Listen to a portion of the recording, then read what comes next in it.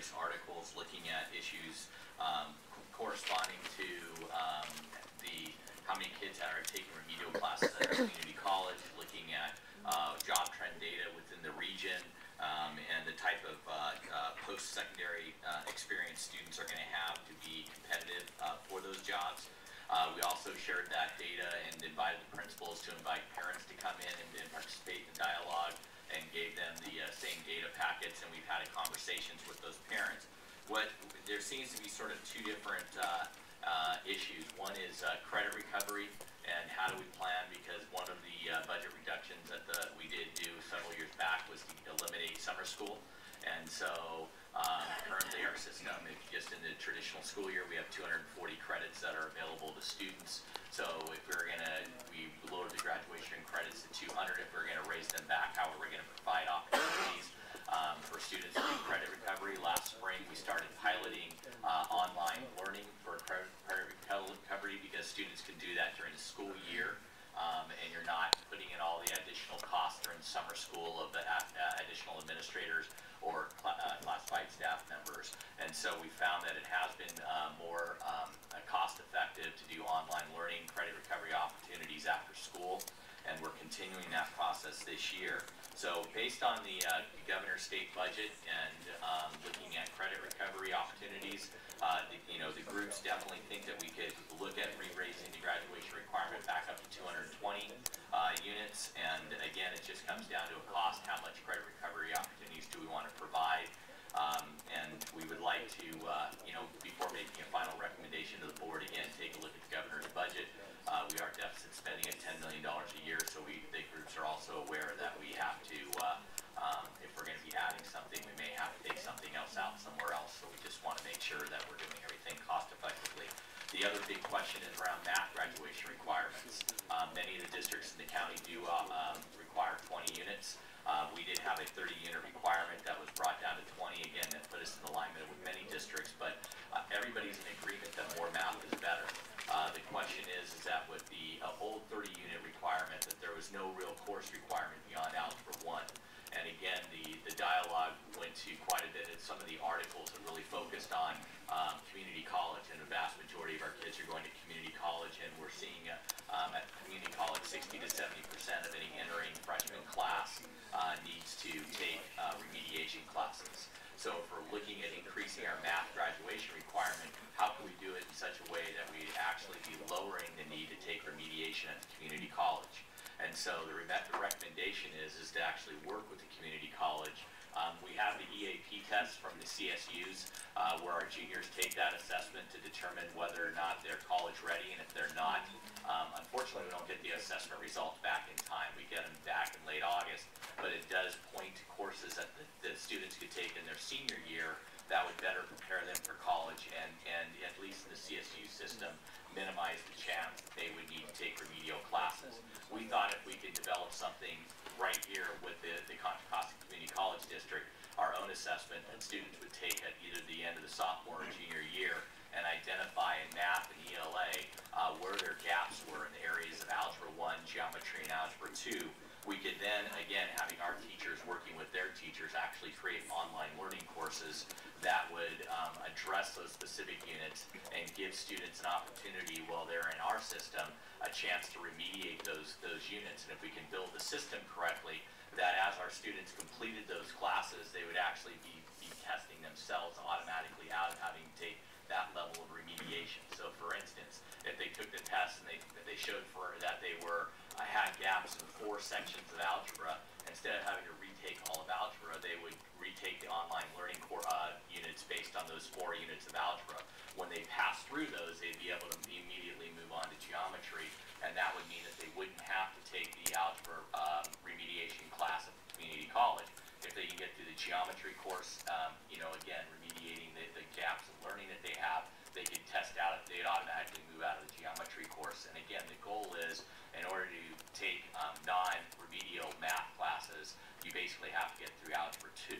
And so the goal would be to get more of our students through that. So the feeling is that if we can work with Contra Costa and basically BBC and Los Medanos, work with their teachers, have their teachers work with our math teachers, and develop the assessment and develop the online courses, that we could really have a positive impact on mitigating the necessity for our graduates to take remedial classes at the community college. We've had some preliminary discussions with both board members at the Contra Costa District level as well as the president at DVC. There's definitely interest, but there are good questions. You know, I mean, obviously, teachers are going to need time to develop these assessments, and they're going to need time to collaborate and work together. They would need time to develop the courses and get them online. And we'd also probably be looking at needing some sort of a backbone like Blackboard to be able to post the online classes on. So we do need to continue to go down the line. Again, unfortunately, there's a cost to all good ideas, and we need to come up with what the cost would be for the development of the courses, as well as the cost of Blackboard and having enough computers available at each one of the high schools. But we would definitely see this as a positive step forward to increasing the math requirement, because what some of the schools were seeing is that students would get through algebra, struggle to get through geometry, and then pace back into, let's say, an intro of algebra class and then take business math. And none of that necessarily did a good job of eliminating the need of remedial classes at the community college. And so if that's really our goal, we want to take the opportunity to develop the assessment, get it into place. And again, the feeling is that we could take a look at the next year's entering class, so the class of 2017, to have this in place for, and maybe pilot it with this year's freshman class, the class of 2016 when they're seniors. So it would give us a chance to pilot it with this freshman class, and then it would give us a chance to have it fully implemented for the class of 2017. Again, we need to sit down with, we're probably to the point where we need to have the math department chairs from Los Medanos and DVC sit down with all of our math department chairs and sort of map out what the development of this course would look like, and what kind of time and money and energy it would take to do all of this. So the people that have been part of the dialogues have been excited by this idea, but again, it's in the very developmental stages, and we need to continue the conversations with our math professionals in this district and the community college district. And so that's currently where we are in the process of looking at graduation requirements. All right. And I appreciate getting caught up a little bit on this, because I have because it's been an entire year since I first tried to bring this forward, and that's actually comes from a lot of conversations I've had with seniors in our high school. When I say to them, what classes are you taking? Let me guess. English, and government econ, and what else? Well, 2 periods of TA and a period of something or other.